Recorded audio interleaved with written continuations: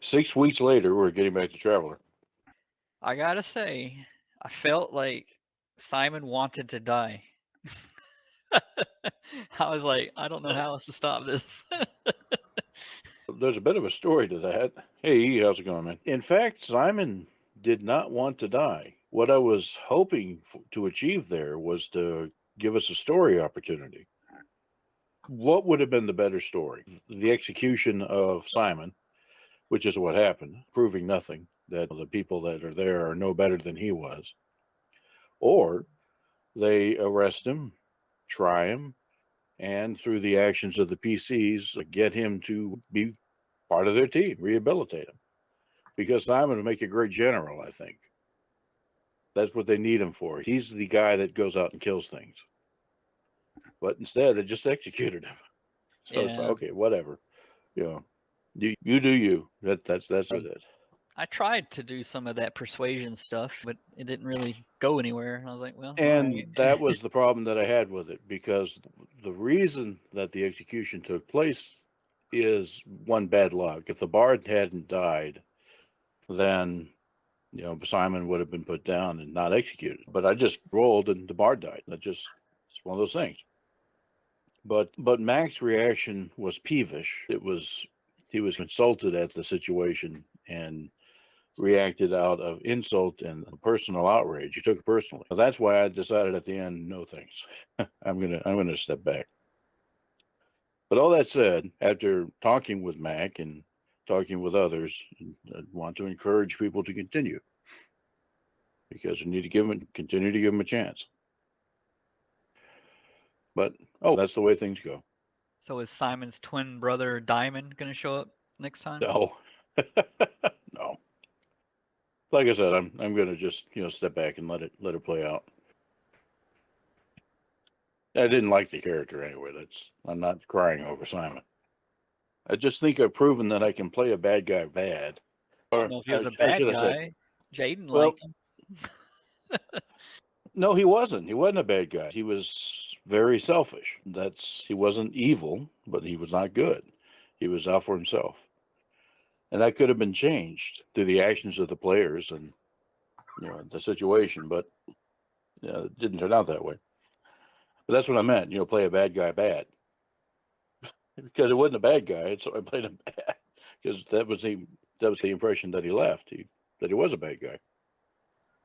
But see, Jaden's broodmother warned him that humans' lives are like one day long or something compared to ours. So he's totally expecting all to end up in shallow graves very quickly. It won't take long. So how are things in your world, E? What's a little bit better than the monosyllable from the other day? No, seriously, the past couple of weeks you've been reacting to that question with, okay. So normally you keep it short. The monosyllables have me worried. And he doesn't even react, so yeah. I don't know how to react to that. So yeah. You could say, I'm doing extremely well. That adds a lot of syllables. But that would be telling falsehoods. Okay, there you go. So let's see here. Shuffle everything around. I think I'm vaguely got everything in order here.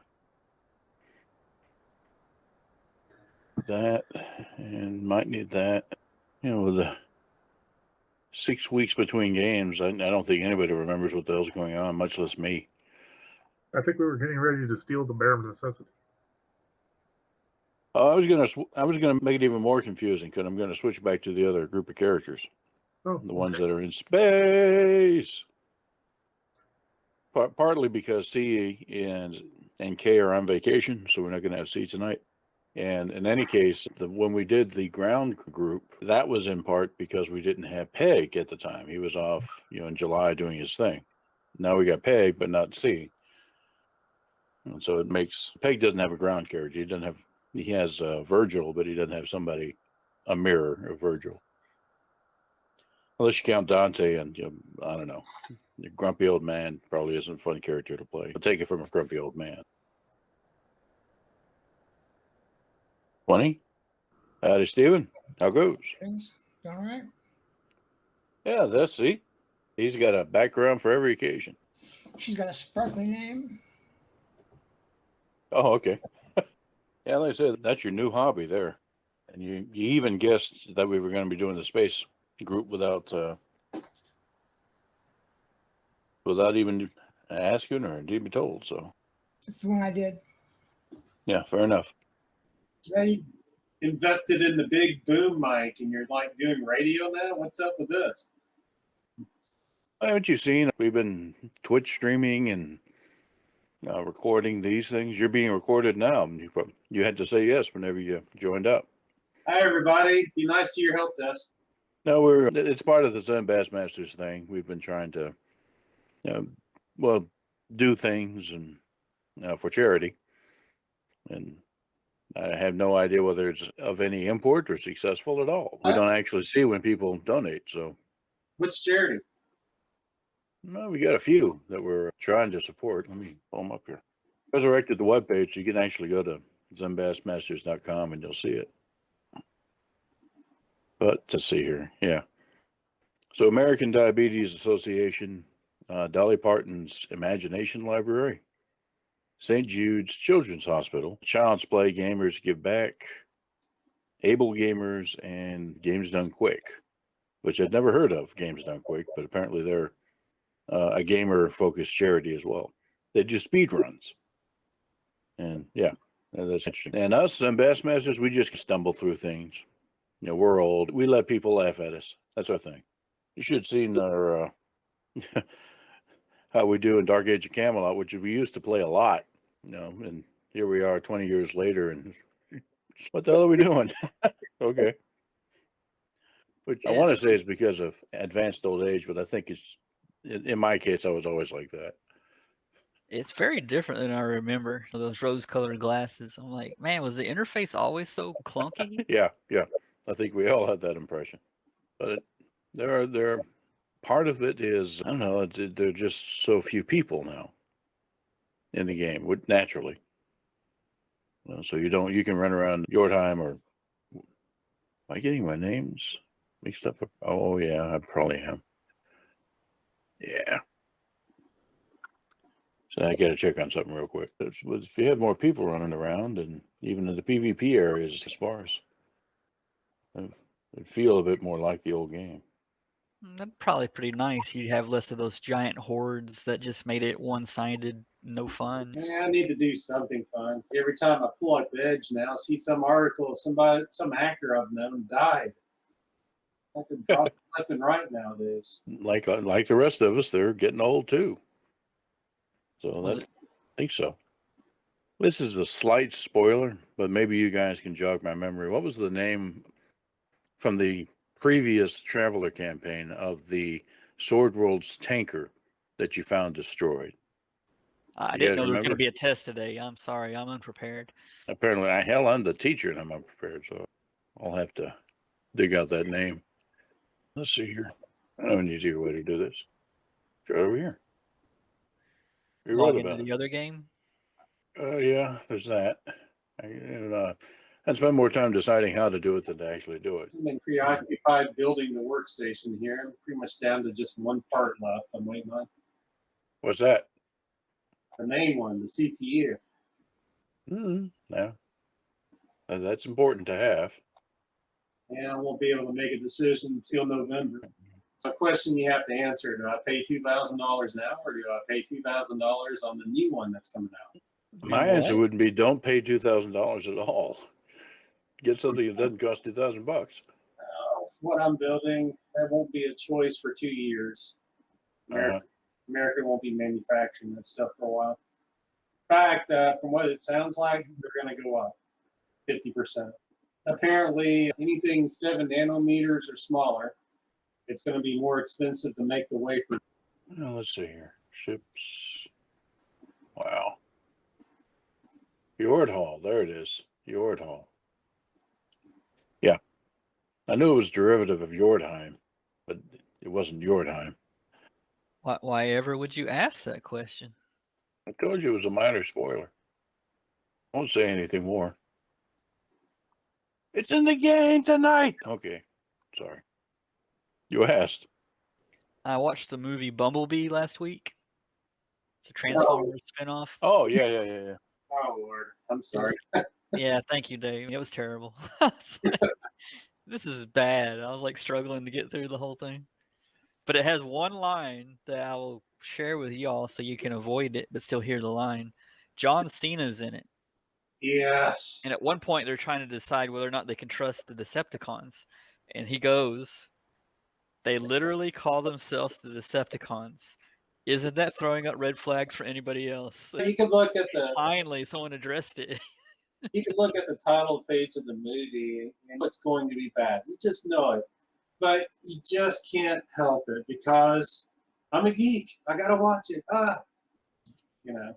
I'm a geek. I'm not going to watch it. Liar. No, seriously. I've seen Bumblebee and other stuff, and I get it. I appreciate the character, but yeah, I'm going to take Matthew? Neff's advice on this. Matthew, So- you have seen it. I have. Yes. When did we see it? I don't remember, but I've seen it. I saw it over at your house. That doesn't mean I saw it, Mm. but you're probably right. Yeah, I just don't remember it. So Which tends to It is. that tends to emphasize either Dave's point that it was a really bad movie, so it's one you block from your memory, or two, I'm just getting old and forgetting things. So maybe both. What was the Herbie movies called? Are they called Herbie? Herbie does this and that. Yeah, I'm pretty sure. Those were better than this one. Alrighty, let's see here. Yeah, let's go ahead and get rolling, and when Peg drops in, then he can pick it up. I just wanted to drop by and say hello and pay homage to the late Pavarotti. Sorry for the loss. Yeah, thank you, man. You take care, Dave. You always love. Have a good one. Let's see here. When last we left our heroes in space, they were, in fact, in space. Oh, thank you, E. There we go. At this point, you had gathered everybody together, motored over to the Gabriel Ma, and were transferring parts, fuels, supplies over to the Gazelle that you suspect may have a name, but you haven't actually named it yet. More on that later. It's very crowded. A Gazelle is not meant for as many people as you have between the two vessels. Here you go. Despite it being a 400-ton ship, literally twice as big as the Necessity was, it's not a cargo vessel. It's not a passenger vessel. The vast majority of that space is taken up by fuel because it has these huge engines on the back that do 4G acceleration and jump 4. And it's a beast in terms of its maneuverability, but in terms of its passenger complement, not so much. Like, you're not supposed to have more than a half dozen to a dozen people on this thing. And right now we're trying to squeeze in about 20. Most of those are folks from the Gamemaster that had not headed off with Una to be treated or to go after bad guys. And you have the folks that were too injured to move, such as Samuel there. So those are now being treated in the sick bay of this old Gazelle. So here's the thing. You remember coming across the Gazelle when it was still in the ancient ruins, when it had been where it had landed well over a century ago. No one's maintained it since then, at least not in a major way. There's obviously been somebody going in there every once in a while just to make sure that there's nothing bad hanging out in there. But in terms of technical maintenance, it needs a lot. So the systems are at a minimal level of functionality. You have them working, but you need to get them working well. And so that's what you're spending your time on trying to do right now. The first challenge, of course, was just squeezing everybody in there and getting life support up and running. Then I should say that's a second challenge. The first challenge was getting the engines to light off and come over here, which you've You'll recall Loki, you noticed the engines did not light off when you motored over here. Yeah, there was something else providing power. So that's still a bit of a mystery to solve. So let's start with anybody in the group here that has mechanic or engineering skills. Let's see a roll. That'll be let's get those ones out of the way. That'd be real nice if, in fact, I wasn't unconscious. We'll say that you're not unconscious at this point, even though you probably wish you were, and you can assist. Howdy, Mr. Peg. How's it going? It's going all right. How about yourself? Yeah, hanging in there. We are doing Traveler, and yeah, I see you there. We're going to do the switch back to the group that's in space. I know it's been like 6 weeks. For you, it's been longer. Yeah, unfortunately So- for me. Yeah, it's been like 3 or 4 months since you've seen any of this stuff. So yeah, you're totally forgiven. We're all getting back into it. But the summary of the situation is that you folks you'd managed to deal with the Gamemaster and the attack of the Nova. Mhm. You blew up the Nova, took out the people that were attacking you. On the way back, you ended up drawn into this cave where you remember the big bad guys. Yeah. Yeah. And you found you fought Mama briefly, but then you saw one of the this is a key point. Let me, One of the ships of the world the of living War. ships. In fact, to that point, the opening music for this should be that, because the scene. Hold on, a little bit of music coming. Yep. Sorry. So the scene is not starting with the Eliethia actually, but you're off in space. One of those larvae just kind of tumbling, and then you see it light up and come alive and start to move on its own.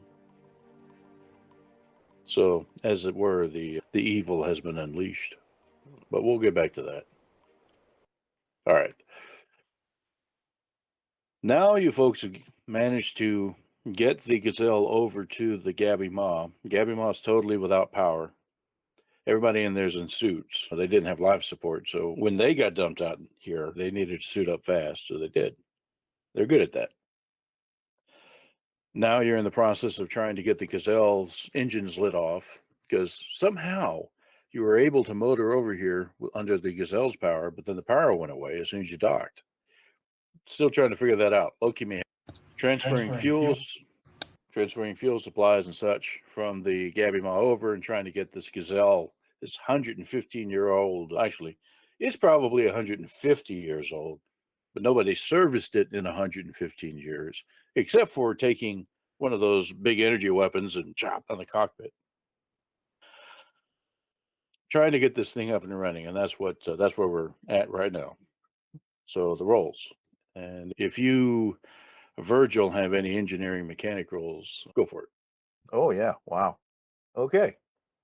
So what I was doing there was thinking, all right, you've got this crew from the Gamemaster as well as yourselves, and you're starting with a ship from scratch but you have a lot of spare parts.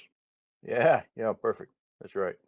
So it's going to take well over a day to get the Gazelle to the point that you feel it's safe to undock and do something with it. 115 years for anything lying around, technical, as we all know, is a long time.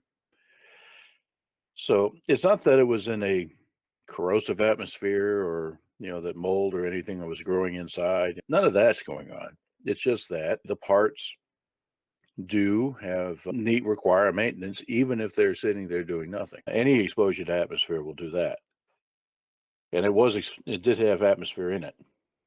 So you're dealing with it. And we're talking everything is needing some either replacement or tuning or just general maintenance and repair, all the way from major systems, life support engines. You're not worried about the jump drives yet, but it's probably a point of fascination because you don't often see engine jump drives capable of jump 4. This is probably one of the few ships any of you've come across that could have a chance in hell of making it across the void to whatever's on the other side. And even then, it would need help from a tanker or in multiple fuel stops. Bare Necessity was a 3. Bare Necessity was a 2. Yeah, so this guy Okay. can jump twice as far. Yeah, it was a Bare Necessity was a far trader, so that has thrust 1, jump 2. And this guy has thrust 4, jump 4. So wow. That's, of course, the reason why there's no space. It's all engines, it's all fuel, it's all weapons. It's, as you can see, it's crowded in this little ship. It's got 2 living decks and a deck. You call it a deck for your top and bottom turrets with a big plasma, rather the particle beams are. But it's crowded. And by the way, the weapon systems on this thing are quite impressive. It's got 4 hard points, 2 of which have triple beam lasers, and 2 of which have particle beams. And the particle beams are particularly nasty. And as you can see, the ship is to scale with the characters. So Loki, you're off to the left there. And take a look at you compared to the particle beam. So it's several Lokis long, as it were. Yeah. Over a day, and you've already been, fighting and dealing with crap leading up to this. So you're going to need some downtime in all this to try to sort it all out. It's a challenge to get this thing up and running, but those are great rolls. So let's see if there's anything in particular that you need to deal with. All right.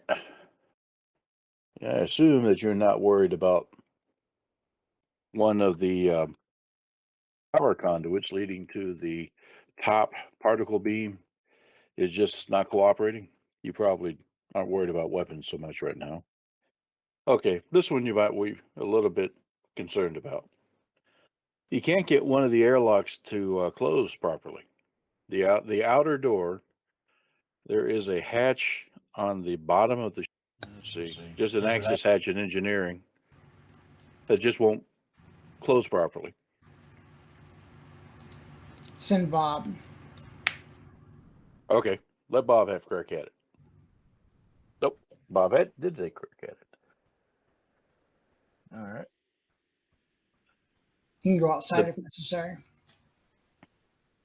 The best Bob could do is just weld some armor over it.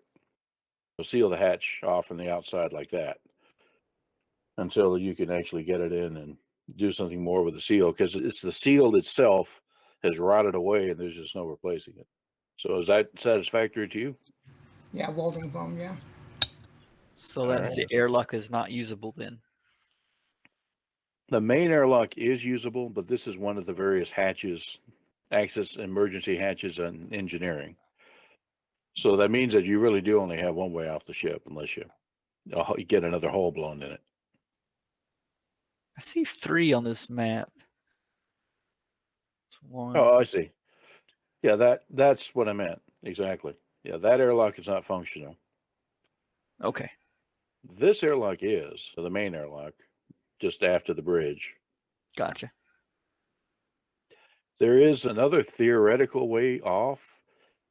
You have, and it's still attached, it's not on this thing, but there's a 20-ton launch. It's basically, think of a mini shuttle that's mounted to the bottom of the Gazelle, and it is there, and it is, you had actually repaired it even before getting ejected off of the ring world, thrown off the island in a big way, to the point that you could fly it, and it had a little bit of fuel in there, so you thought that maybe you could get it to go.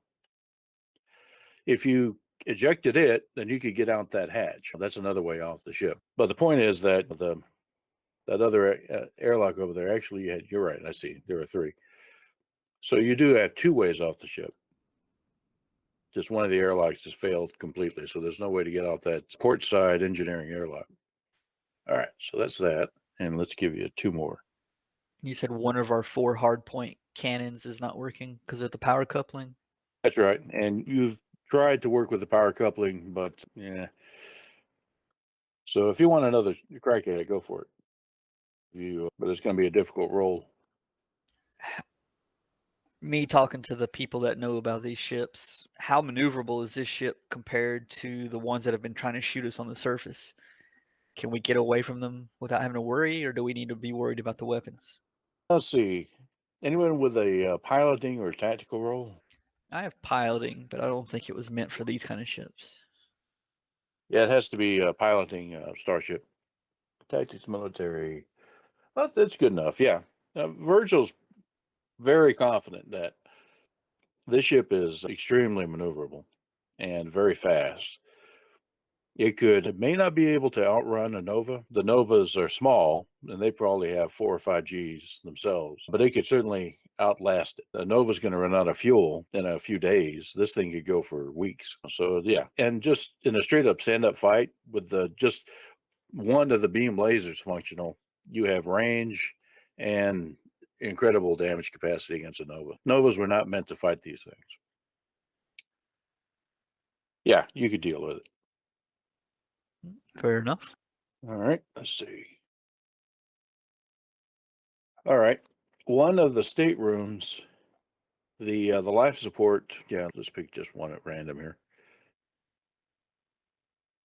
This will be a problem because you're so crowded. Number 3, which is this guy here, is one of the crew staterooms on that deck. But this, by the way, is going from top to bottom. So that's towards the left is the top of the ship, and towards the right is the bottom of the ship. Yeah, go for it. The deal with the importance of having life support functioning in these staterooms is twofold. The staterooms, the life support system for the entire ship is run out of the staterooms themselves can act as kind of emergency safe zones, and you've had that experience on the Necessity. So it's important. That's an excellent roll. Okay, yeah, you're good. So you couldn't fix it initially, but then you stuck the engineer on it, and the engineer said, oh yeah, do that. Did that, that's no problem.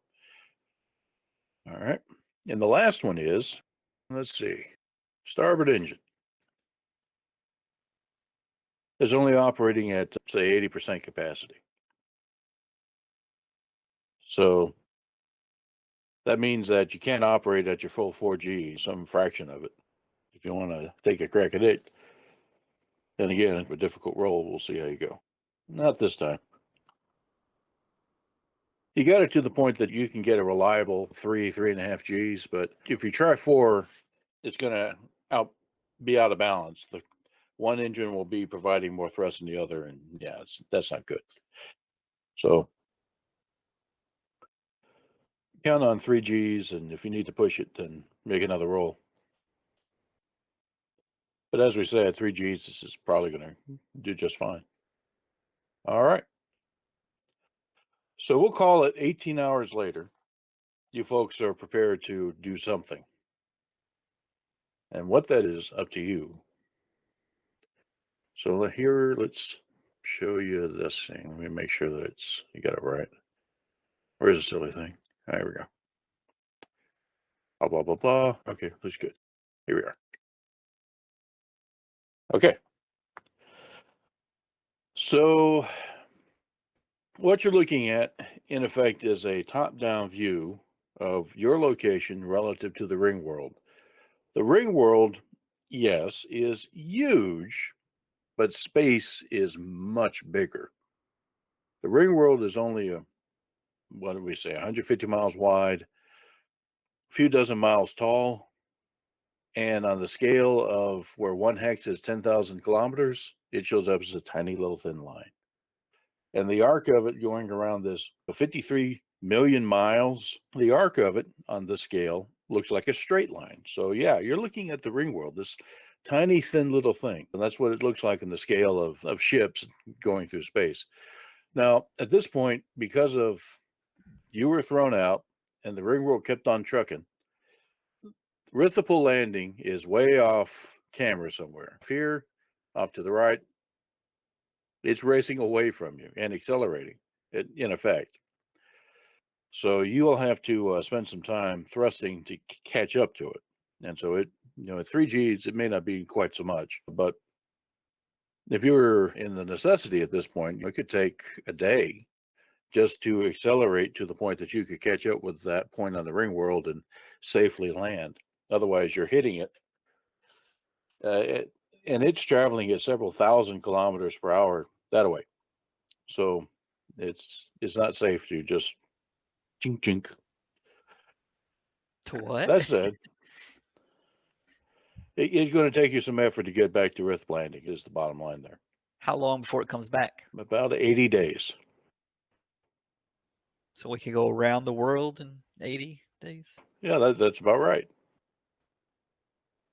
Okay, so as you've been getting systems back online, you've sensors, and I get my first question is to the crew here: do you want to go active, or do you just want to listen with the sensors as you begin getting them functional?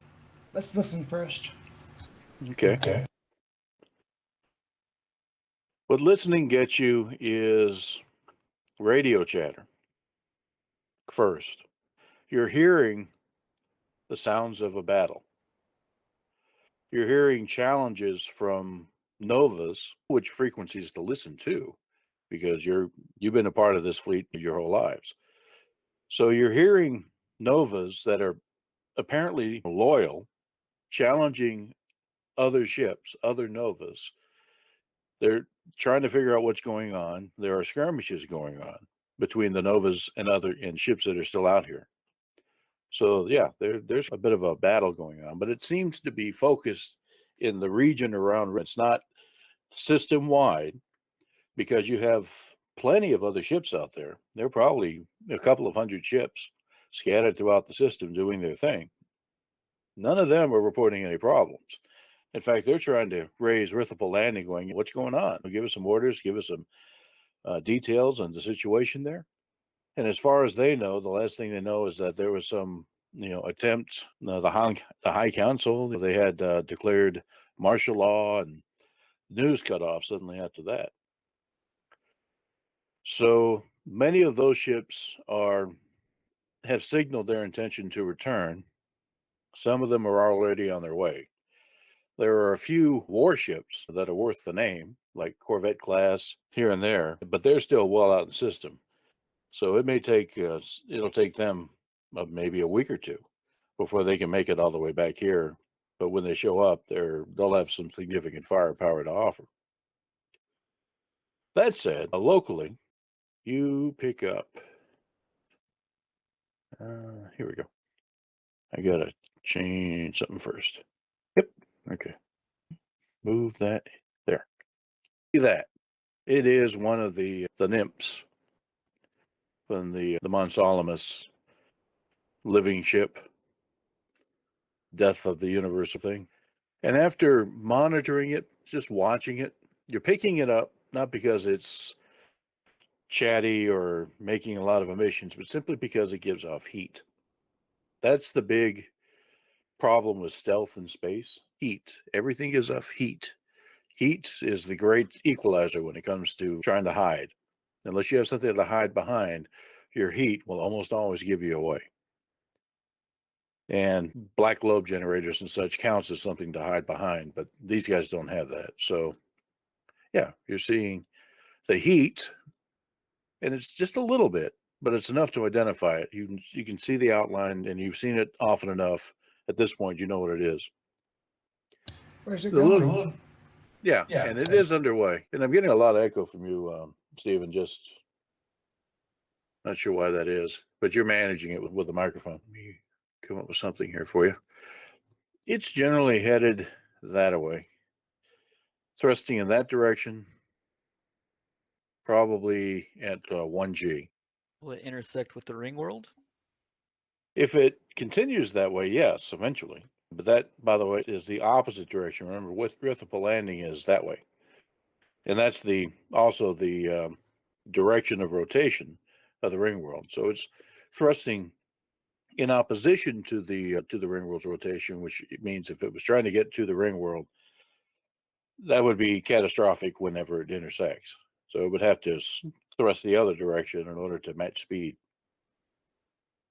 Ringworld's moving really fast that way. Let me put in wind effect. I just look at the flag on the bridge of the, see what direction it's flapping. That's right. That way. Okay, so that's what you get after 12 hours. And you guys don't worry about how you're rotating, sleeping on and off. That's not important to this point. We'll just say that you are, because you kind of need to get some rest. All of you do. And how often do Pris and Bob play 3D holographic chess together? As often as Bob wants, because Pris is fascinated by it. Pris sees the little holograms on the board, and the hologram just shimmers and stays there. It's like a cat. And then tries another one. And meanwhile, Bob said that is an illegal move. So yeah, they get along fine. After 12 more hours, this guy's picking up a decent head of steam. Let's see here. There we go. So it's beginning to move in its chosen. I'm picking chosen vector. You pick up a second. Now you only saw one. You, the players, know that there were multiple, that left the ring world, but you only actually saw the one up close. And this one too appears to be underway, generally in that direction. Not that. All right. Fighting with the GM layer. There you go. A slightly different course, however. All right. So Can we tell anything about where it would intersect? yeah. Anybody have navigation or astronav? And failing that, piloting or bunch. Okay, yeah. Okay. Yeah. Between all of you, you figure it out. It's pretty clear that they're both resting at 1G, but their courses intersect. Draw a box in there somewhere. Thank you. Am I still in? Yeah, I am. All right. I keep drawing these things in the GM layer. You just have to use the force. Yeah, there. Do we want to figure out what's there? Passively, you can't see anything right now. And the other option, of course, is to go there. Yeah. Yeah. Do you want to figure out what's Samuel's unconscious? We'll say in and out. In and out. Yeah. He's probably aware enough that you're keeping him informed of things, but hold on. Chris's character, our medic, I'm trying to, Anna. But Anna says, look, he's in a lot of pain. The more time he spends subdued or asleep, sedated, probably the better. Had to find the right word. Subdued was not the right word for the situation. Now, you do have the captain of the Gabby Mall with you. But he hasn't, his concern is more about his people and their safety. And his inclination is, if you asked him, no, I think we need to get the crew here to, from the sounds of things, we probably don't want to go back to Rithipol Landing, so maybe the shipbreaking yard. But no, I don't think I want to check out those alien critters. If you ask Loki, Loki's like, alien critters? Alien critters? Yeah, we got to go.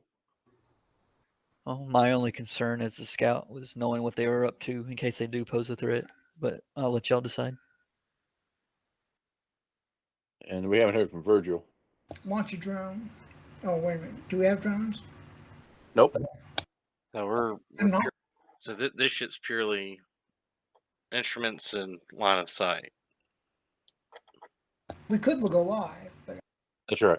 You're right now you're using passive sensors, and they are high-grade military sensors. So you're getting good stuff, but it's all passive. Just heat is really what you're seeing. do we have a clue how fast those things are? How fast? Yeah.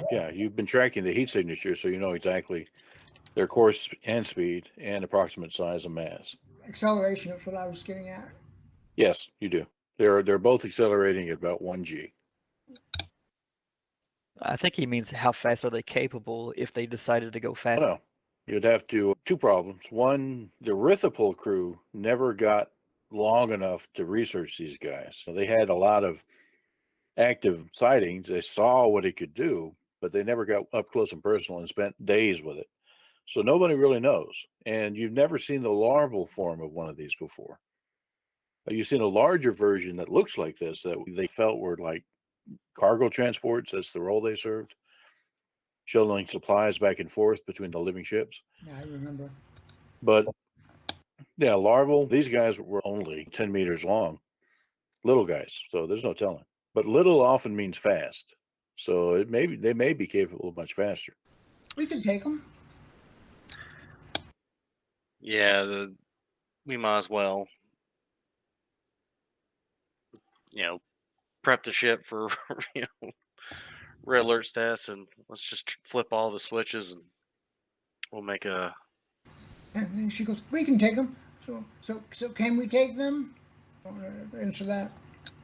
I'll give Virgil a tactics roll. You don't have the answers from science or experience, so damn, that's awesome. Virgil says no.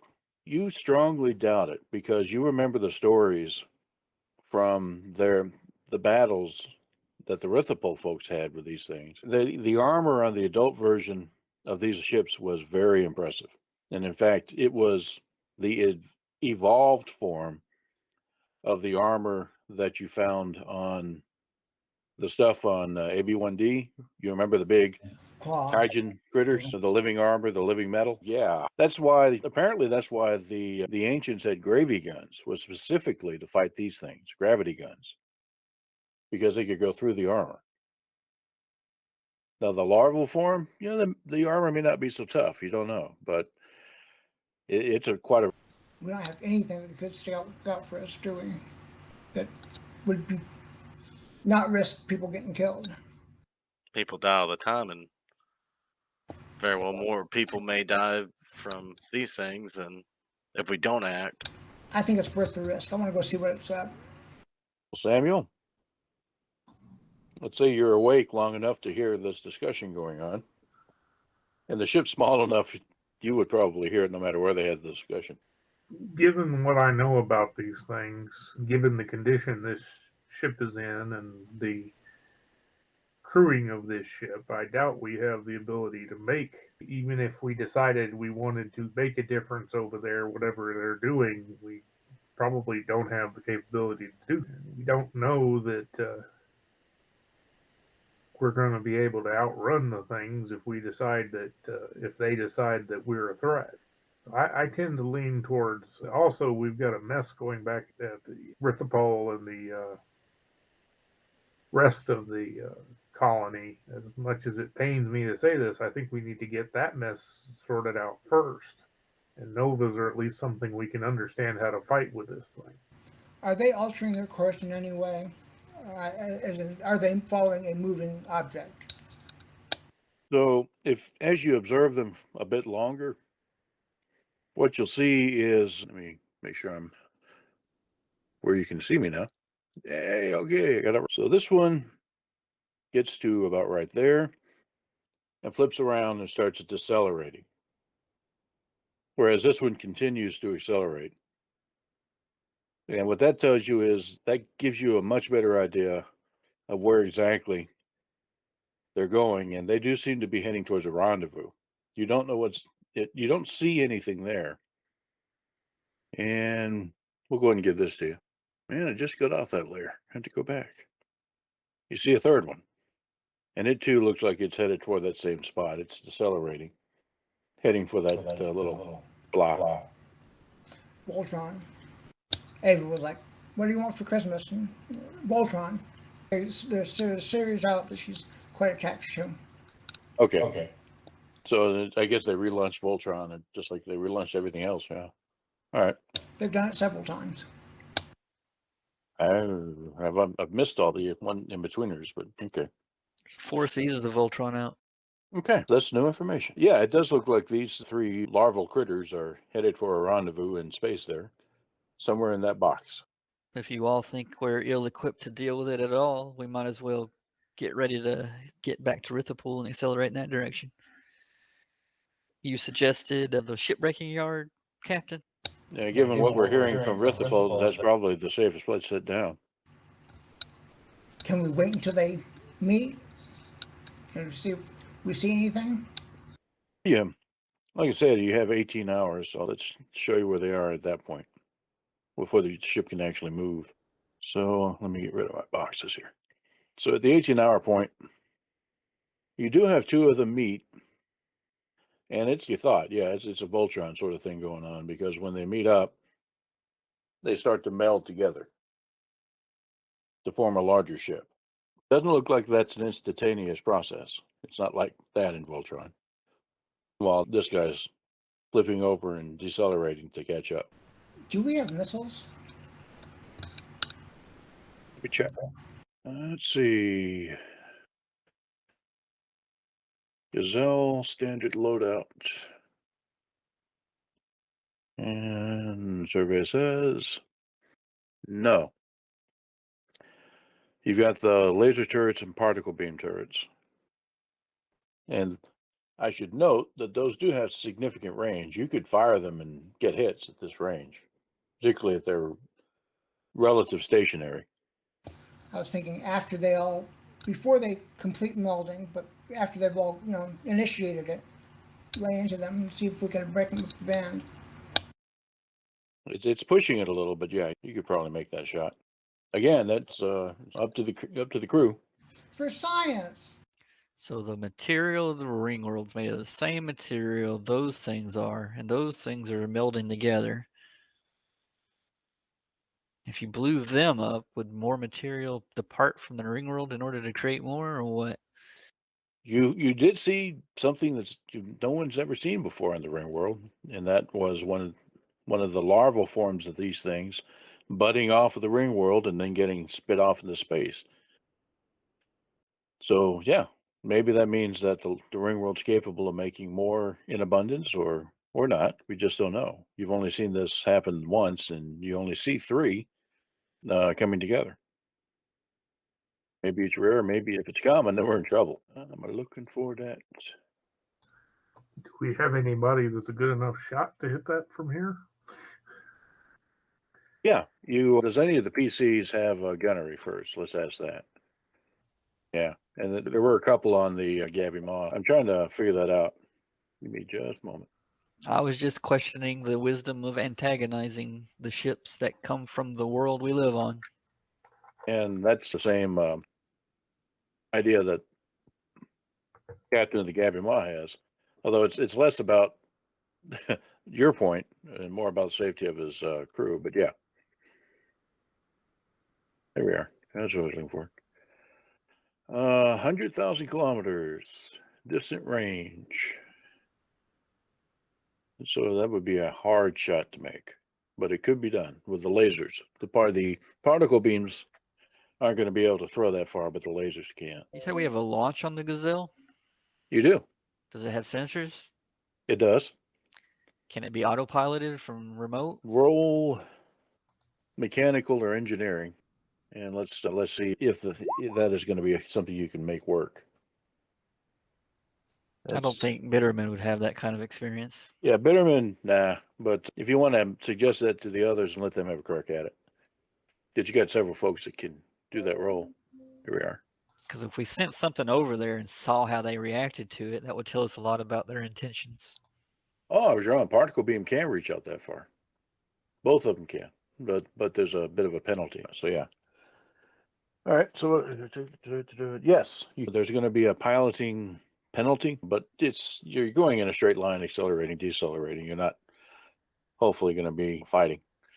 So it shouldn't be that bad. So there's a -2 on a gunnery roll to hit out at that range, and they're small. So we'll call it like a -4. That's what it would take. Beat an 8 or better on 2d6 plus gunnery -4. You want to try to take that shot? Yeah. That was just Bitterman's suggestion. And it looks like you can make it work. Who wants to pilot that guy? Try to do the remote piloting gig. That's probably beyond my capabilities at this point. And this is actually going to be a piloting small craft role rather than piloting spaceship. Yeah. Because it's a tiny little guy. If you can pilot shuttlecraft, like the cutters or the launches, then you can do this. And if not, do your jack of all trades. I've got pilot starships, so I've got the rest at 0, but Yeah. Oh, Virgil, go for it. If you're on board, then We'll start pilot first. And if that ain't good enough, we'll do jack. okay. Did you have a specialty in your pilot? As what it said on the generator was any. Was that you going to be your intention small craft? That's what I would assume it'd be. Okay, yeah. He had a very short Navy career, not even jokingly. And that would be the Novas are small craft, and you would use that role to pilot them. So that would make sense. Okay, that's a great role, and that means you do have the requisite skill. So let me put something here. Got to find you a little icon for that launch. Go in here. Tons of icons. Just let's find the right one. If I were to pick for at random, do you think, for example, that would be an appropriate icon for the launch? Nah, I don't think so. So let's find something else. Yeah, that'll work. Okay. There we go. Delete that. Okay, so this will be represent our launch. It's on the right layer. Make it blue so you can see it better. I can see it better anyway. Give it a name for its potentially short career, and okay. Now the ship's launch is fast. You can probably motor around at 5 Gs with this guy. And it's got a pretty good duration, probably about a week's worth of fuel. So where do you want to go? Now I will note, as soon as you light off, that's a big, hey, I'm here. Well, that was part of Bitterman's intent, was to see how they reacted to the presence of something. And I thought because there would be nobody in it, it would be the least risk for the crew. Okay. So where do you want to take it? What? Give me a direction. Let's see. Probably straight out, and from there, probably do a slingshot around them. All right. So we'll call it, then you want to do maximum thrust or just poke along, or how do you want to manage that? Let's do max thrust. Okay. So we'll say kind of there. Yeah. All right. Make it a quick science experiment. I hope everyone's watching. I hope everyone's looking. All right. You've already made your piloting roll. Gonna make a couple of rolls. And one more for something else. Yeah, it's cool seeing this guy take off. 5 Gs. And it's just gone. It's out of here. And you're there, you're at the in the cockpit on the co-pilots, just doing your thing, and everybody's looking over your shoulder. Can it go faster? Yeah, it probably could. We could blow up the engines. Would you like that? Make a big explosion? Okay, go away. I'm busy. Let me fly. All right. So that goes on for about an hour. Let me check your range there. An hour may be too long. 5 Gs is going to cover that quick. Yeah, that's what I wanted. Oh no! Disaster! My space travel simulator is gone. All right. How about this one? Oh, okay, I had to back up. You need to be more careful before you shout out, "Oh no," like that. Did something else blow up? Distance, here. I thought it was bad news for us. It might yet be. Okay, so yeah, 1,000.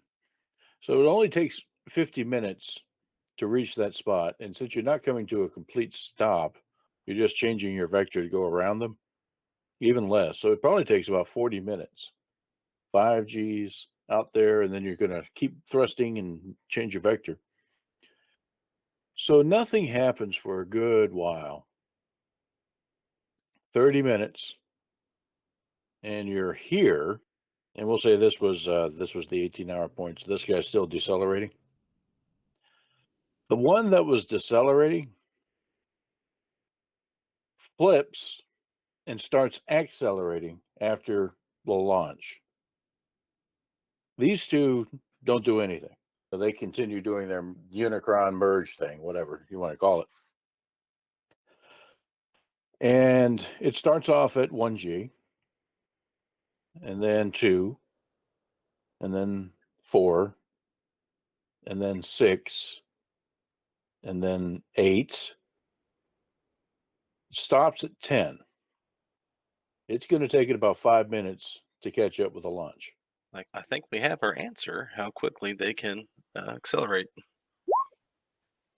This is the point where we walk away quietly. Whistling?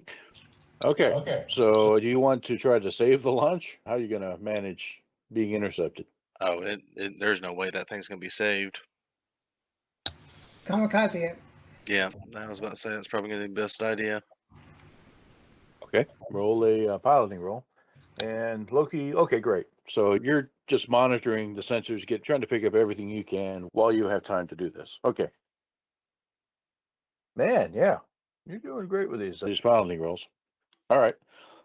Thing is, that's what it was trying to do.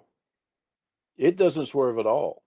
Now, you trying to kamikaze it, remember, you're going this way real fast, and it's catching up from behind. So the best you can do is flip and start decelerating while it's accelerating. But by the time everybody meets up, say down here someplace, and you actually have stopped your motion in that direction and turned around and start moving this direction, it's going just amazingly fast in this direction. Sir Isaac Newton is the baddest mother bleeper in space. There is a spectacular explosion. Loki, you're monitoring sensors passively and actively from the little launch over there, easily in excess of 15, 20 kilotons worth of energy with those two meeting. Boom. You see the light off in the distance, 100,000 kilometers away. You see it through the damn, windshield. It's like, okay. But after everything's said and done, well, you lose track of both of them. Naturally, you assume the launch is gone, but you don't know what happened to the little larva because it's lost in that conflagration, and that's going to be there for a while as the explosion dissipates out. Great, that'll provide us cover as we turn on our thrusters and go the other way. There is something to that, actually. Yeah, this is looking at that. That's definitely a fight we couldn't win. So you chose wisely. We got the information.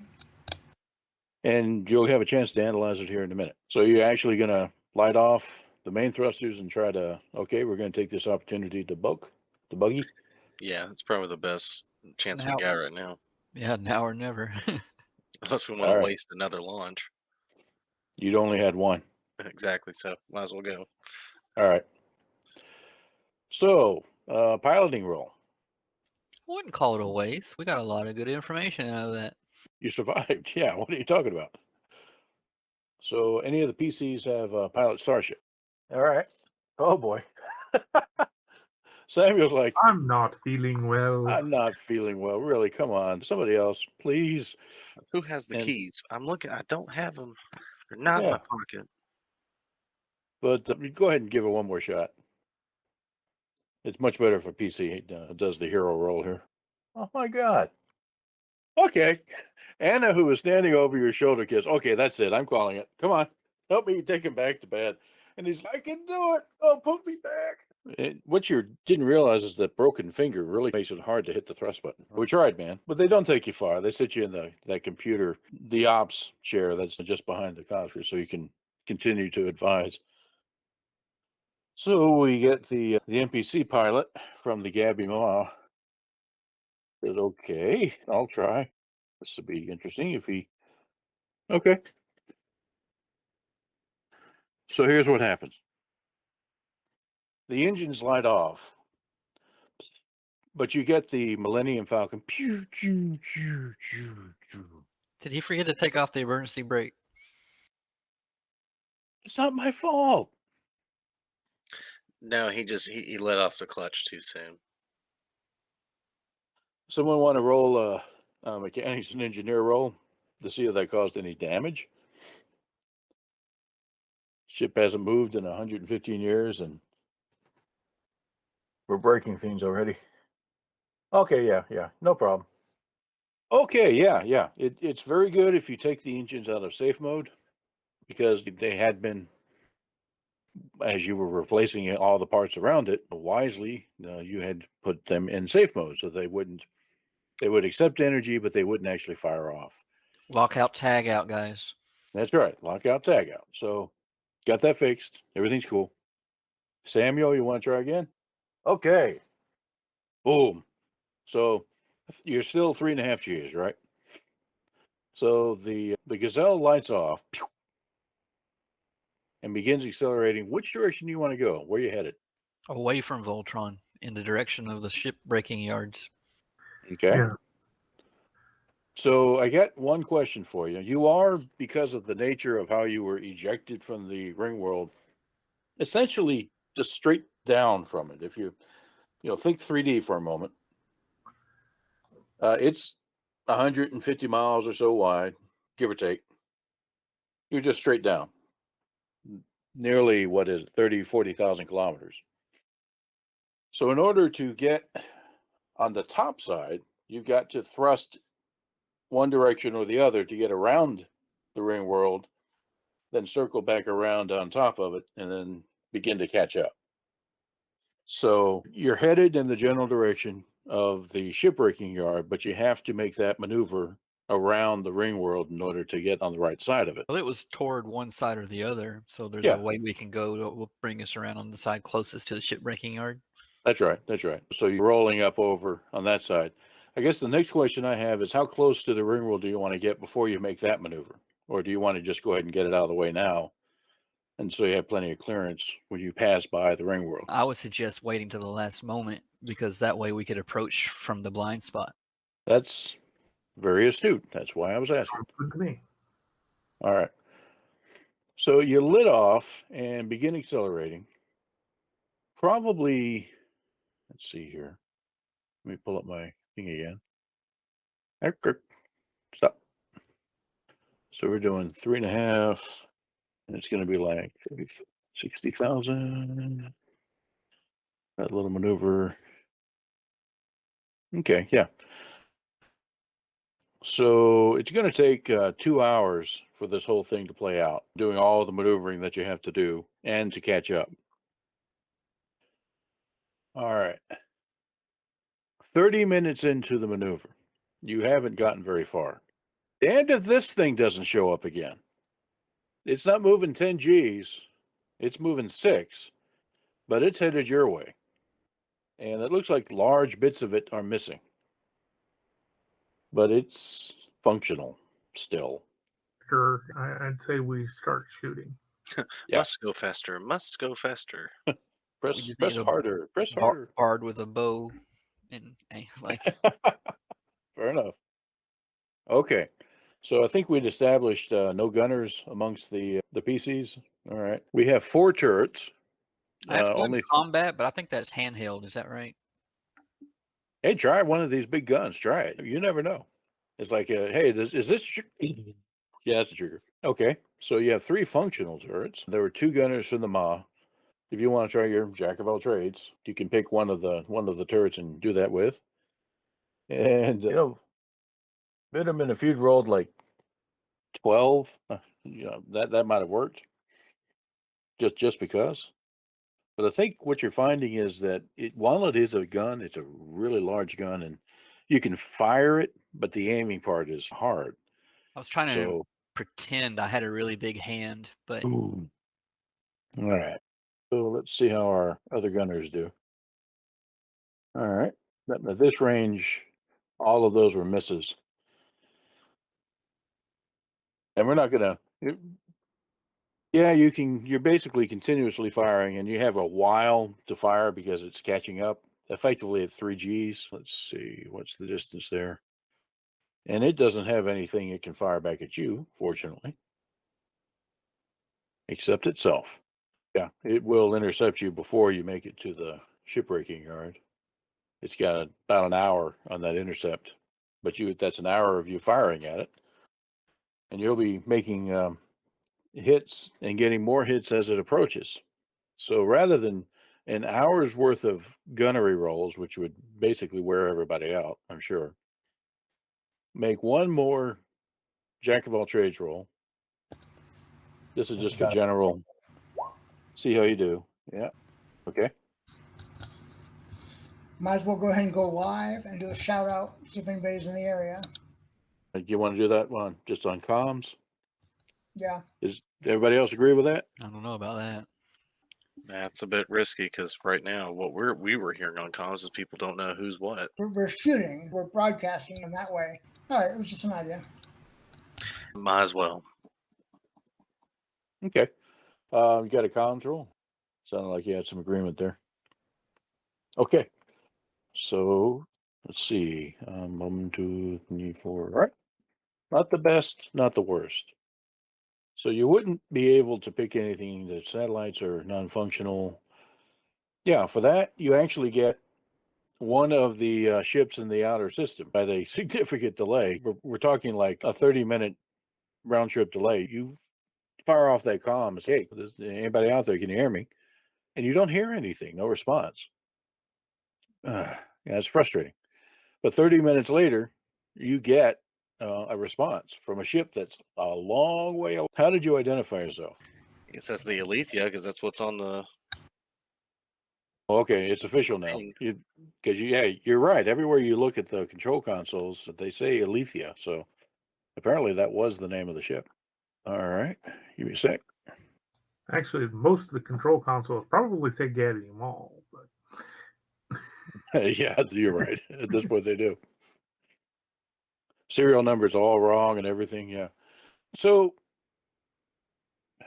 yeah. So you get a response from a ship, the Patterson Henry. So Samuel and Virgil roll 2d6. No bonus, just straight up 2d6. Let's see if you recognize them. No. Okay. Guess not. All right. They acknowledge your distress. They point out that they don't know who you are and ask for more clarification on your identity, and say that they will relay your request to Rithipol if they can contact any of the authorities there. They're too far away to help you right now. Can we upload our video of that thing hitting the launch? Oh yeah, absolutely. Yeah, look, he's been putting a packet together. Okay. And yeah, you wouldn't have any of that info here. Oh yeah, wait, you've got that guy. You got the captain of the Gabby Mall with you, so he might know. Oh man, nobody knows the Patterson Henry. It's the least known ship in space. Okay. So you package up your intel and send it up to the Patterson Henry. Do you have any other words of wisdom for? Being engaged by an unknown alien vessel. The ring will Okay. spawn them. Yeah. So that was 30 minutes. So I'm going to shift things around a little bit. Gabby. Oh, actually, hold on. You throw stuff that way. You're firing at it. Let's see if something happens at this point. So I guess it does. You successfully send your distress and your data packet to Patterson Henry. You won't hear a response from them for 30 minutes, right? So you don't know. But something interesting happens. You've continued to fire at this thing, just boom, wailing at it.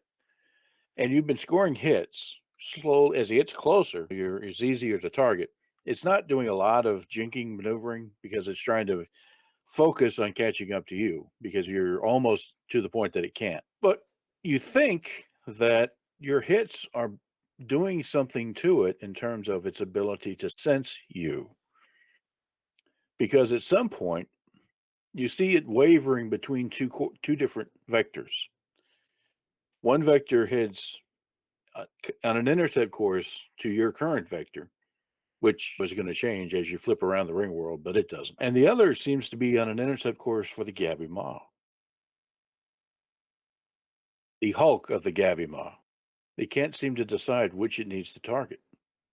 Good thing we rigged the Gamemaster to just deploy chafe and self-destruct right after.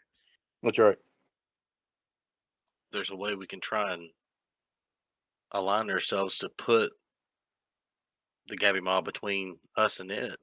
Heightens the chances it goes for it. Increases. Not heightens what I say. Heightens. Increases the chance it goes for it than us. All right. So what does the pilot think of that? Does our vector allow us to do that at this point? It's going to stretch things out quite a bit, but yeah, you could do. You roll a piloting roll. Let's see what you see. Oh, you did? Oh, hold on here.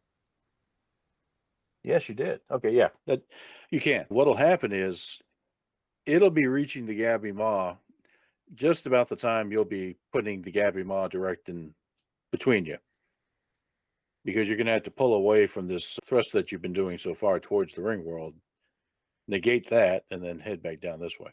Maybe if we stop shooting, it'll aim at the Gamemaster because it's a bigger threat. Like literally bigger in size. It is quite. Yeah, the Gamemaster is. It's about the same size actually as the Eliethia, but yeah, it's the one that is getting closer to it. It thinks. If that's what people want to do, I'll do it. There is one fellow that's but that's my ship. And Frederick Ben Lace, he's like, oh God, no, not the Gabby. Okay, fine. If we have to do it, let's do it. But just I can't watch. So the captain of the Ma, he just turns around. He doesn't leave the area. Just I can't watch. Okay, so you rolled your piloting roll. You guys continue firing on it as you make this change, or how do you want to handle that? Because it looks like your fire has had an impact. You're beginning to hit parts of it that the armor's not covering. So I would say actually to stop firing and just see what happens. I think that we were what the Gamemaster is. Okay. You've already made your piloting roll. You stop firing.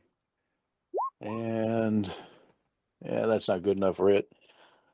So about half an hour later, you've stopped. You're beginning to move away from the ring world now, as direct as you can to put the Gamemaster between you and it. And sure enough, at the last instant, it jinks for the maw and does that thing. Oh, okay. Let's see. So yeah, that worked. Sir Isaac Newton again. Large explosion. Similar to what happened with your launch, but the maw is a much more massive vessel, but it was not moving relative to that thing. But that thing was booking it because it had a long time to accelerate at 6 Gs. So that kind of makes up for a lot. Yeah. Boom. And let me get this set. All right. So they both disappear from view. Not you, them. Vision's giving me fits tonight. Okay, there we go. All right. So we're going to say these two, you can't do much about. They continue doing their thing. So you leave them behind as you alter course again and head back up to the ring world, right? Yep. All right. So let's adjust things a bit. Now you're not about to hit the ring world. you're using that philosophy of making that hop around at the last possible moment. It is given the risk of the engines not working properly, you decided to go ahead and make that maneuver a little earlier to give yourself a little safety margin. Otherwise, you hit smack right into the ring world. Yes. So Here's what happens. Question: how aggressively are you thrusting when you make this go-around maneuver? Max thrust, or the minimum necessary, or how you want to handle that? Imagine we spent so much time jinking that I don't need to back and forth, that I probably don't need max thrust to be able to catch up and keep going in the same direction as Rithipol. Probably not. And breaking yard. So basically, we'll come over at whatever is necessary to keep us pacing the ring world. And Cool. So not necessarily max thrust then. So not screaming. no. All right. In that case, then let's lay this out for you. Let me find. Okay.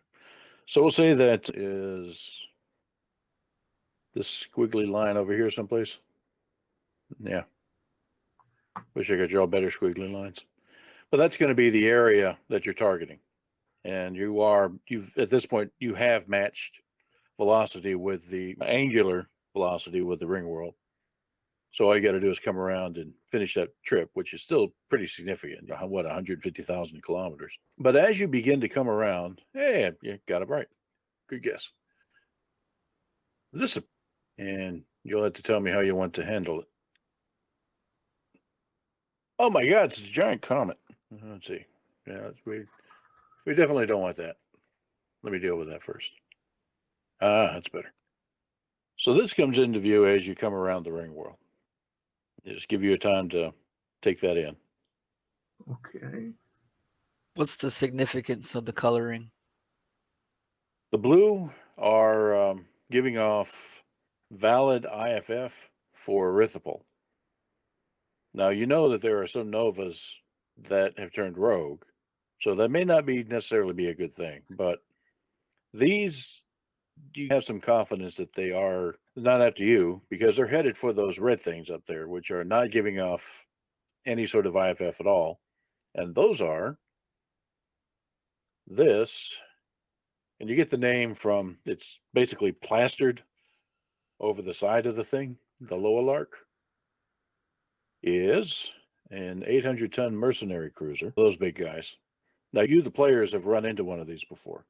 You remember it nearly shot the Necessity down on the Tree World? Yeah. Yeah. And another thing that you, the players, have run into, this. The 9,000-ton X-Sword World's tanker, Your Time. Now, you may remember from earlier stories that the Yordhelm was being refitted. This was one of the ships that Emmerich wanted to use for his big Return to the Stars project. 4G, or rather, Jump 4 capability, huge fuel tanks that would be necessary to cross the void if we chose to do that. There it is. There's the Yordhelm. It is fully functional under its own thrust, being escorted by this mercenary cutter, and neither one of them are giving our friendly IFF. Now, the radio chatter that you're hearing as you come around are from those two Novas. These things here look like drones, combat drones. They're escorting the Novas. They're just little, like 20-ton, got maybe a pulse laser on them. The Novas they're way past challenge, and they are on an attack vector. They're telling the Loalark to get lost and to release the Yordhall into their custody. Now, the Loalark is not a ship anyone's familiar with. Don't even have to roll it. You've seen 800-ton mercenary cruisers in the wrecking yard, but we've never fully assembled one before. So we have bits and pieces, but not a whole one, and certainly not that. So this came from someplace else.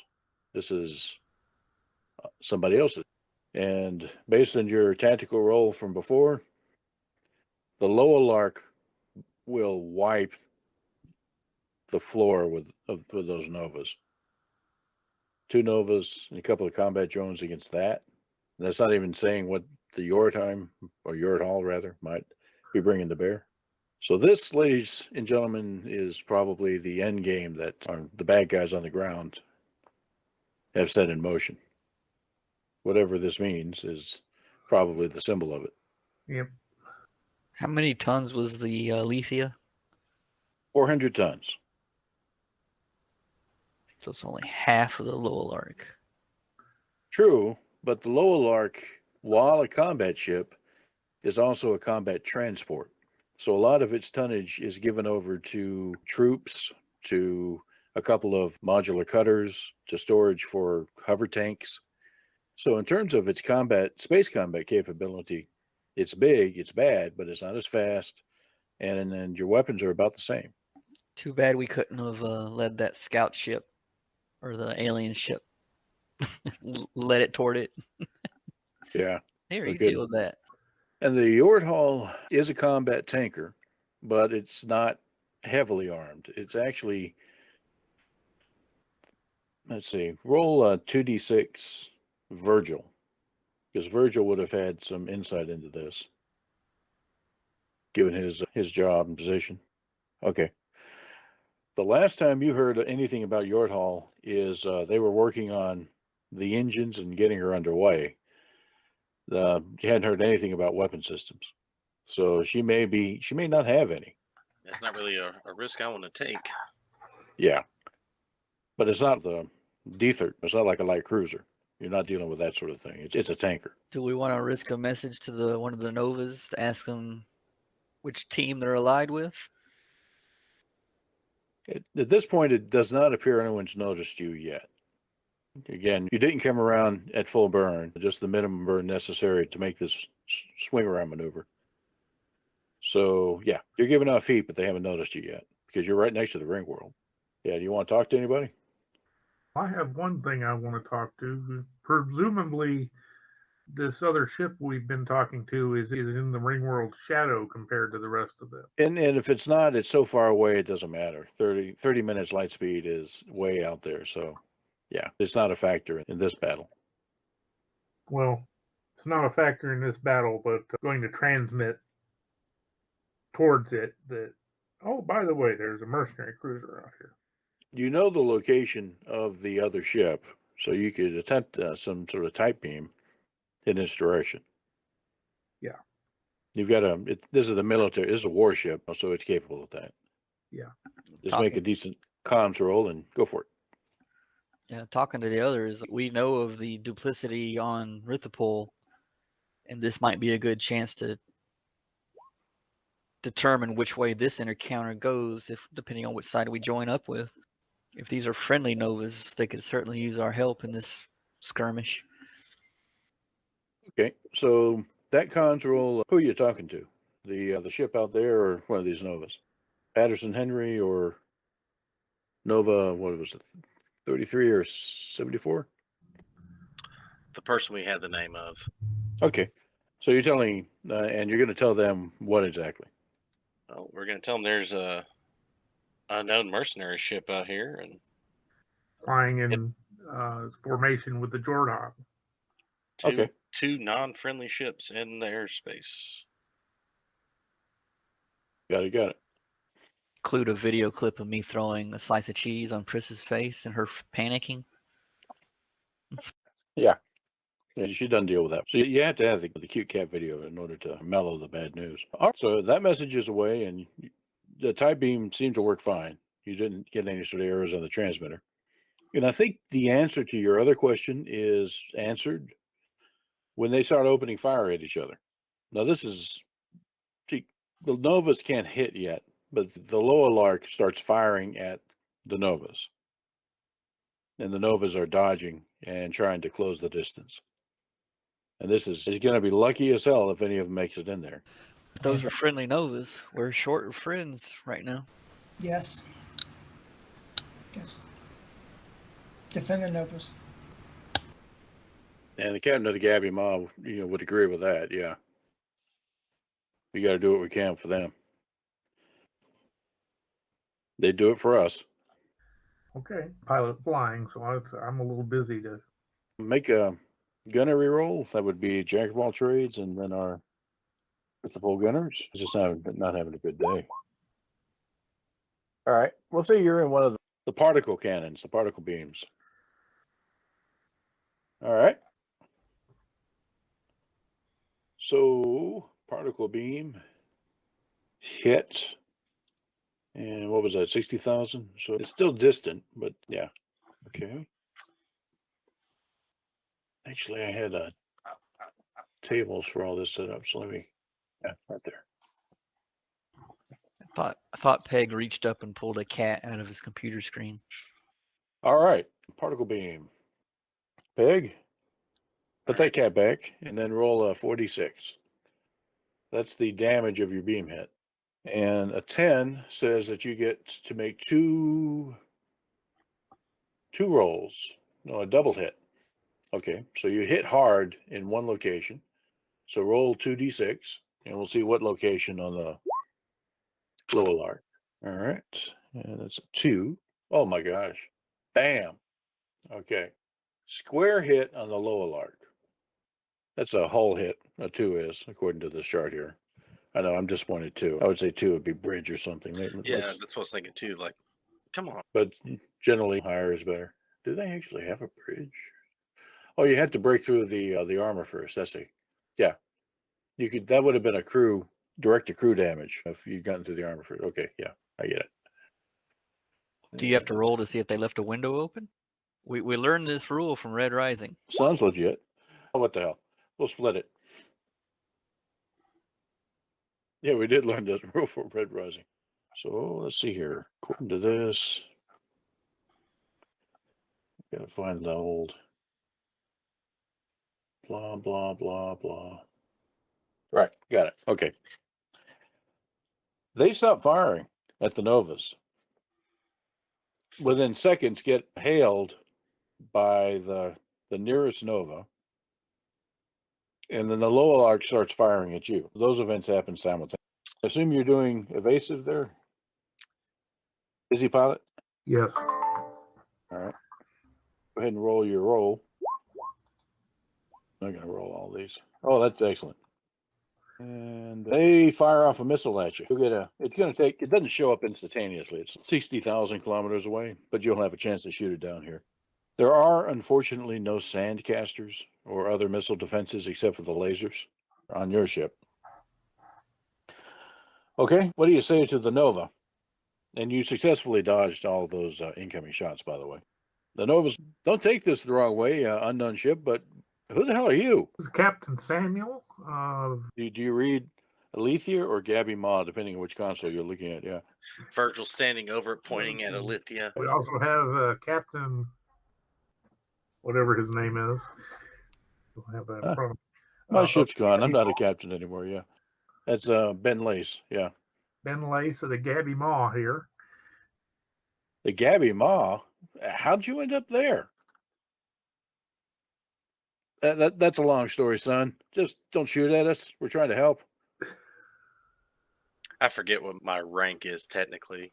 So we'll call it Colonel. Yeah. You did achieve some kind of high up rank there in one of the others.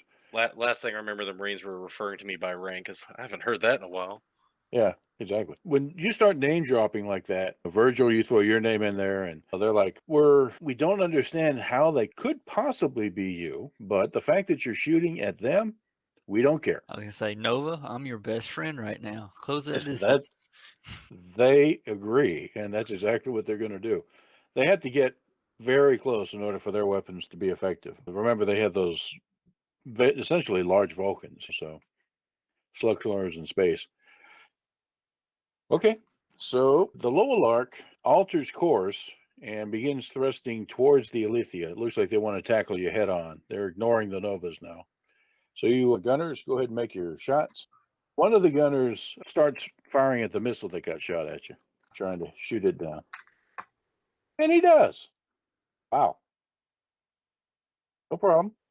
Okay, and yeah, once again, you get a nice solid hit with the particle beam. So roll your 4d6.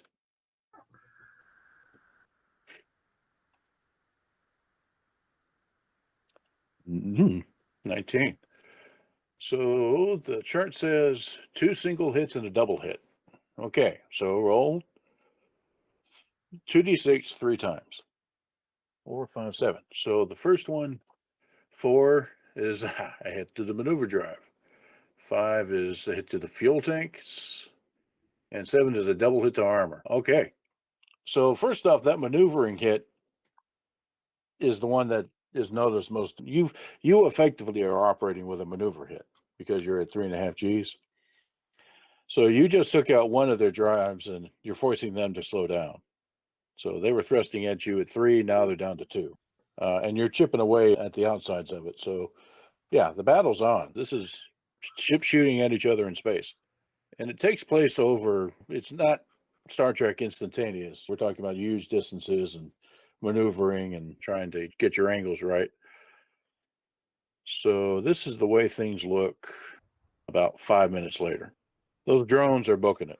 They're fast. The big ships are heading towards each other, but at a vector that's at an angle. Your vectors are bending in towards each other, but you're actually started off like that. And then the Novas are just headed straight at the lower line on an intercept course. It looks like the drones are going to get there first, so we'll deal with that in a minute. So the Lolark shoots at you. All right. And no. And maybe. How about that piloting roll? Hey, that's good enough. So you evade that shot. They fire another missile. Looks like it's going to be a nice clear shot. Okay. So another piloting roll for your just hitting there. Wow. Okay. Fingers on a roll here. And then gunneries.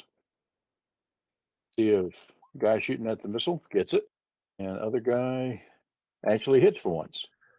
Okay. Roll your 4d6 and I'll roll for the beam guy. This is 2d6. Okay. 11. And it's a triple beam laser, so it actually is 2d6 3 times. Okay, so we'll start with yours. 11 is down here.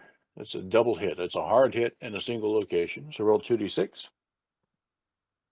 5. Fuel tank. So you've ripped 2 big holes in the fuel tanks on this thing, and that's beginning to notice.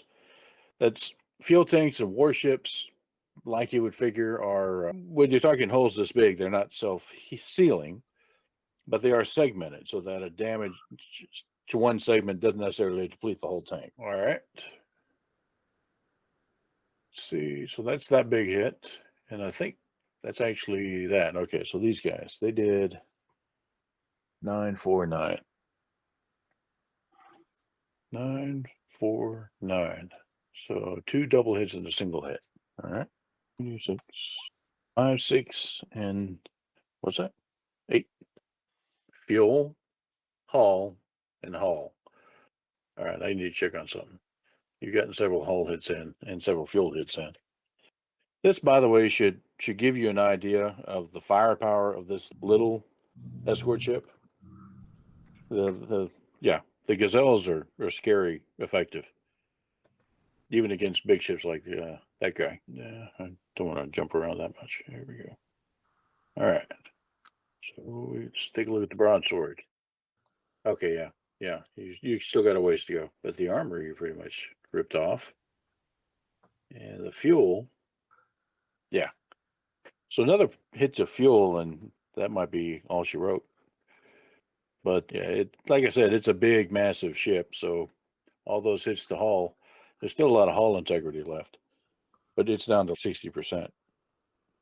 And they have yet, I don't want to jinx it. Okay. So they fire back. 6. Clean off the mess. No. And a missile? Yeah, missile's not going to do much, I think. All righty. So, let's see here. The first of these drones seems to be in range of its little laser. And it's a clean miss. All right. So another piloting roll. See how you're bending your arc. Say something like that. Yeah, that's good. Okay. And you guys take a shot. The range is getting real close now. If Gunner 1 shoots on the missile. Ooh, probably. Okay, so you finally missed with the... Dang it. with a particle weapon. But yeah, you had a great run going there. Boom, boom. It's like, yeah, kick ass. Oh, I missed. Shoot. Sneezed. And dude shoots down the missile. So you got a good guy doing missile defense for you. To thank him. All right. So they shoot. Okay. Your don't hit me evasion roll. Not quite. So they actually got hit this time. All right. So let's see how bad it is. It is a plasma gun. Okay. And with your armor, that goes down to, that's how the armor works. It reduces that roll. So that 14 becomes a 12. You have 4 points of armor. And the 12 in this is a double hit. So it's a big hit someplace. You haven't taken any damage yet. So it'll all be external. 7 is armor. So you took a hit to the armor. Everybody inside, you felt that. But yeah, the Eliethia just took a hit. But kept on trucking.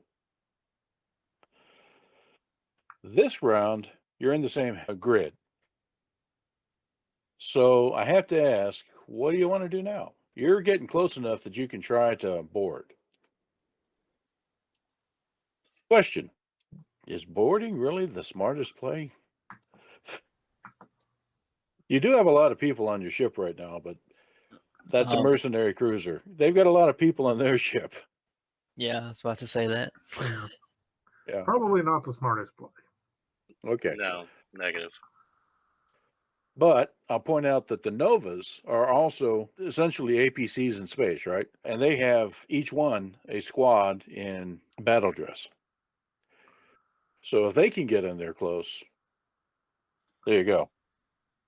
That might make a difference if they can survive that long. Now the Yordhall has been continuing on its course, and it hasn't fired at anybody. So that may confirm the idea that it's fairly defenseless, and they're trying to stay out of the fight. You're in the same grid. Now it's knife fighting. And the piloting roll becomes even more important because you're thrusting around each other now. So do a piloting roll, and this will be interesting. Oh boy. Samuel found that broken finger again. All right, let's let them do a piloting. Okay. So you shoot at them, and it's going to be a little harder to hit, actually, because the particle beam does not do well at short range, but the lasers do fine. So tables are turned, and you're going to take a penalty from that piloting roll as well. Roll 2 hits. No missile this time, I think. So he misses. Yeah, he misses. So how about your jack of all trades on the? You can still fire it, but you just have a penalty to hit. And you miss. They do their thing. All right, that hits. That misses. The missile. Actually, too close for missiles. All right. So they'll fire the missile at one of the Novas. And pew. So that was a potential hit. Why don't you roll your evasion piloting? See if you can knock that down. Nope. Okay. So you took a hit. Again, it's a plasma thrower 10 minus 3 because you took a point of armor damage last time. So let's see. 7 is 2 single hits. Okay. So regular hits. And 4 and 5. Oh God. Now that last hit one of the maneuvering drives. Boom. So now you're down to 2.5 Gs. And a bit of that flooded over into your fuel tanks. So you're leaking fuel or have lost probably about 50 tons of fuel. Note, that's losing fuel is a nuisance when you have 400 ton, what I think it was like 250 tons of fuel. So you got plenty of fuel still at this point, but one of your fuel tanks is taking a hit. So that would probably prevent you from wanting to even think about jumping. Yeah, down to 2.5 Gs. So that'll have some effect on your maneuverability. This thing's been sitting in a hangar for You got the Gabby Moss gas, but you're Yeah, right. but- It doesn't have a full tank for It's sitting in it's been sitting in a hangar forever. There is no way I'm going to take this thing into jump. Okay, that's fair. So we got the little drones that are there. They're going to take their shot. That's a miss, maybe a hit. The drones they're helping out, but they're not really doing much. So this is this round, we'll say. It's just a big old brawl. Now you've got your Novas, you're in there. Everybody's trying to pin down the big ship, the big bear, so that one of the Novas can get close enough to try to latch on board. A piloting roll from the Eliethia first. And that's pretty good. And then from first Nova, oh yeah. And then from the second Nova, no. What happened to that? I don't know. All right. Fire your weapons. Go ahead and do your shoot thing. See what you can do. Oh, wow. That's not bad. I'm back. Okay, so roll it. Looks like you just got solid hits. 17. Oh my. Let's see what that translates to here. 2 single hits and a double hit. All right, roll 2d6 3 times. And we'll evaluate that. A 5, an 8, and an 8. So the 5 is fuel again. And 2 hulls. Okay. Like I say, this thing's like a tank. It's got 16 hull hits it can soak up. So you've taken out a big chunk of it. But the fuel hit is more concerning. Yeah, that is going to become critical probably the next round. Because it's taken 5 or 6 fuel hits by now. Now you got hit. Or did you? Did I have rolled that yet? Yeah, I'm rolling it now. 2d6. Maybe a hit and a miss. So piloting to avoid that. No. Okay, so you got hit. That plasma thing again. 10. Okay, -3, 8, 2 single hits. Okay, 6 and 7. So hull and armor. So what hull means is you've got armor, hull, structure. You know, remember if you ever played EVE Online, then it's that. So the armor and hull just took a hit, and you have. Okay, gotta find it here. Eliethia, Gazelle. Here we are. Yeah, classic traveler. Fuels, adjacent ships. I like classic traveler. You're not even telling me anything I want to know. What in the world? Never mind. I'm not going to worry about it. Okay. I thought they were like 8 each. 8 armor and 8 hull. 8 armor, 8 hull, 8 structure. So basically half of what the big guy has. All right. Now, let's see. That's one Nova got pretty close. So let's see if they pull it off. Okay. So one of the Novas does manage to get close enough that the boarding is impossible almost against a ship that's maneuvering under 2-3G's thrust, right? Now, there's just no way that you can match that. But these little guys, they're not big, massive ships like yours. They're not having to fight their own mass. So they have a trick where they can grapple on. They've done, and so they're using that and magnetic clamps to clamp onto the side of the ship. And a battle is about to ensue on board. So with the Nova attached, it becomes dangerous for you to shoot at the big ship. If you do, you run the risk of hitting the Nova. So how do you want to handle that? I mean, that doesn't stop them from shooting at you. It's risky, but sales boarding, maneuvering, we might as well keep shooting. All right. So roll your piloting roll. Really good. Okay. Set across her nose, not up it. And take your. Yeah, that roll. That's pretty good. And those guys miss. Okay, you're all. They are unable to evade effectively because of the Nova. So go ahead and roll your damage. And that was a good enough shot that you didn't hit the Nova. Ay. All right, so 18. So we'll call that 3 single hits. All right, roll 2d6. Yeah, you got it down. You know what we're all about. The same location every damn time. Good Lord. Wow, perfect. All three of those hits were the maneuver drive. Bam! So you take out the engines. And the thing, it's still got like half a G left on one of the 4 thrusters, and it's got a flickering. But that's it. And with it basically unable to evade, the second Nova latches on like nothing, even despite the crazy pilot that rolled a 2 last round. Those 2 drones cease fire and come alongside you in an escort form. What do you want to do now? You've got there's a battle going on the broadsword. You're out there and you've got these drones that are just kind of riding shotgun with you. What's your move? You still got the Yordhall and it's booking it as best it can. 2 Gs on that thing. It's not outrunning anybody here. I definitely needed to stop. We're damaged. I don't think we're putting out much more than 2. Well, you got 2.5 right now. So yeah, it would be a crawl, but you could catch up. I think a radio message to them to stop or be stopped might cause them to just stop. They're well within your weapons range, and they just saw what you did to the broadsword. You just chewed them up.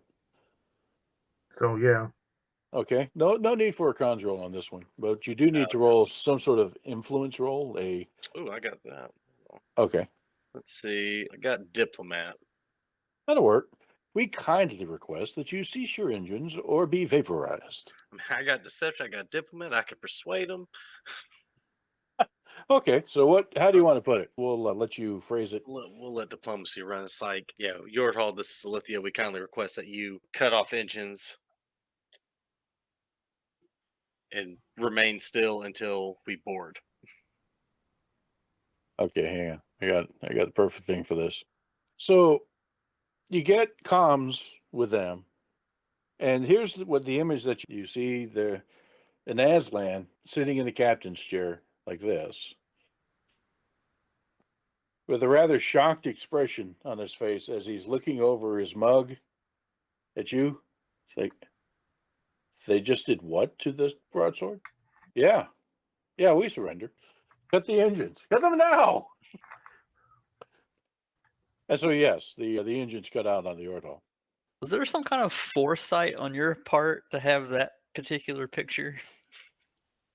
Actually, I had that particular picture for somebody else, but I thought it'd be perfect for this.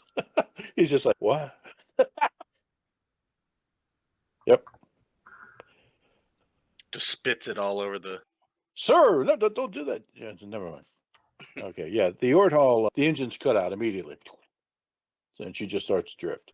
And you get a radio message within about 10 minutes from one of the Nova commanders telling you that they've taken the broadsword. It was a fight, but they took the broadsword. Okay. Because the people on board the broadsword weren't necessarily expecting 12 folks in battle dress to show up. They had weapons and they were armed, and they were expecting to go down and occupy the starport. And actually, this was the force that was going to take the shipbreaking yard. Very good. The Yordhall surrendered. So we will take them and escort them as prisoners of war and question them, see what's going on. Okay, good deal. That is probably a good place to deposit. Yep. Yeah, quite a bit accomplished here. Hey, Peg, Yes. where did you have a killer time at? Oh, the Jonestown Kool-Aid Festival. Kool-Aid? That's where the bomb... Okay. Yeah, for killer time at the Jonestown Kool-Aid Festival. That's cool, dude. Oh, no. Yeah, I saw this shirt, and I'm like, I have to buy that. That's pretty good. And the reflection of his glasses is the Kool-Aid man. Nice. Okay, I had to know. I could only see the top half for most of that. Mm-hmm. I like to wear it occasionally. It turns a few heads. It certainly worked here. Oh, me. So next week is, gosh, I've lost track. Who's up next week? I think it's Chris. Yeah, that sounds good. So yeah, we'll get Chris to do his thing, and then just continue on with our normal schedule. Okay. Sounds good. Guys, thanks everybody. Y'all have a great evening. You take care. Yep. All right. Have a good one.